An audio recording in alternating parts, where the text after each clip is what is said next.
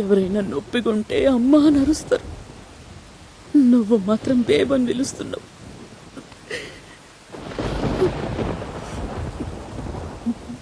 నేనంటే అంత ఇష్టం, అంత ఎక్కువ కదా నీకు. మళ్ళీ నేను వద్దన్నా ఎందుకు ఇడిచిపెట్టి వెళ్ళిపోయినావు?